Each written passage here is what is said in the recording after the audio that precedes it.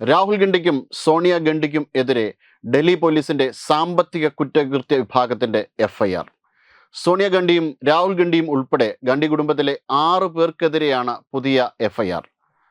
എഫ്ഐആറിൽ Sam Pitroda, മറ്റ് 3 വ്യക്തികൾ, associate journals limited, young Indian, ഡോട്ടെക്സ് merchandise private limited എന്നീ 3 കമ്പനികൾക്കെതിരായും പരാമർശമുണ്ട്. നാഷണൽ ഹെറാൾഡ് പത്രത്തിന്റെ മാതൃ കമ്പനിയായ അസോസിയേറ്റ് ജേണൽസ് വഞ്ചനാപരമായി ഏറ്റെടുക്കുന്നതിനുള്ള ക്രിമിനൽ ഗൂഢാലോചനയാണ് എഫ്ഐആർ ആരോപിക്കുന്നത്. കൊൽക്കത്ത ആസ്ഥാനമായി പ്രവർത്തിക്കുന്ന ഷെൽ കമ്പനിയായ ഡോട്ടെക്സ് മെർച്ചൻഡൈസ് 2 കോൺഗ്രസ് നേതാക്കൾക്കും 76% പങ്കാളിത്തമുള്ള ലാഭേച്ഛയില്ലാത്ത കമ്പനിയായ യങ് ഇന്ത്യനും 1 കോടി രൂപ നൽകി. ഈ ഇടപാടിലൂടെ യങ് ഇന്ത്യ കോൺഗ്രസിന് 50 ലക്ഷം രൂപ നൽകിയതായും ഏകദേശം 2000 കോടി രൂപയുടെ ആസ്തിയുള്ള LJLന്റെ നിയന്ത്രണം നേടിയതായും ആരോപണമുണ്ട്.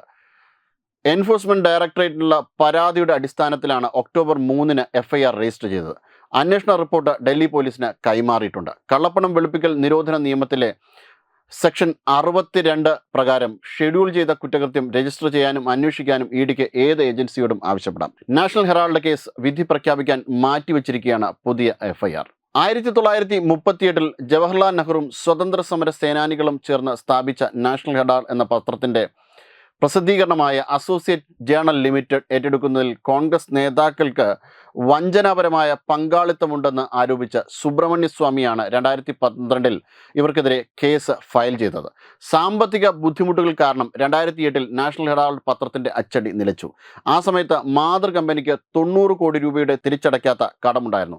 പ്രതിസന്ധിയിൽ നിന്ന് കരകയറാൻ AGLനെ സഹായിക്കുന്നതിനായി കോൺഗ്രസ് പാർട്ടി 10 വർഷത്തിനുള്ളിൽ ഏകദേശം 100 ഗഡുക്കളായി 90 കോടി രൂപയുടെ വായ്പ നൽകി. എന്നാൽ കോൺഗ്രസ് പറയുന്നതനുസരിച്ച് നാഷണൽ ഹെറാൾഡിനോ LJLനോ വായ്പ തിരിച്ചടയ്ക്കാൻ കഴിഞ്ഞില്ല. അതിനാൽ അത് ഇക്വിറ്റി ഷെയറുകളാക്കി മാറ്റി. പാർട്ടിക്ക് ഇക്വിറ്റി ഷെയറുകൾക്ക് സ്വന്തമാക്കാൻ കഴിയാത്തതിനാൽ 2010 സ്ഥാപിതമായ ലാഭേച്ഛ ഇല്ലാതെ പ്രവർത്തിക്കുന്ന യങ് ഇന്ത്യക്ക് പാർട്ടി അത് അനുവദിച്ചു. കമ്പനിയിൽ ഗാന്ധി കുടുംബത്തിന് 38% ഓഹരി വിഹിതമുണ്ട്.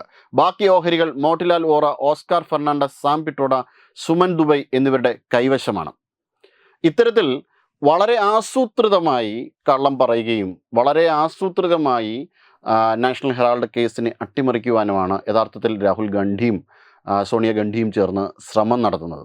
ഇതിനെതിരെയാണ് കോടതിയിൽ സുബ്രഹ്മണ്യ സ്വാമി പരാതിപ്പെട്ടത്.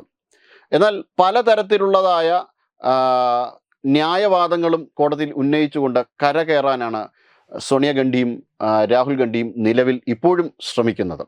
എന്നാൽ പുതിയ എഫ്ഐആർ ഇവരെ വലിയ രീതിയിൽ പരുങ്ങലിലാക്കിയിരിക്കുകയാണ്. ഇതിനെതിരെ ഇതുമായി ബന്ധപ്പെട്ട വീണ്ടും പുതിയ എഫ്ഐആറുമായി ബന്ധപ്പെട്ട കേസ് മുന്നോട്ട് പോകുമ്പോൾ തീർച്ചയായിട്ടും വലിയ കുരുക്ക് രാഹുൽ ഗാന്ധിക്കും സോണിയ ഗാന്ധിക്കും വീഴുമെന്നത് ഏകദേശം ഉറപ്പാണ്. വെബ് ഡെസ്ക് തത്വമൈ ന്യൂസ്.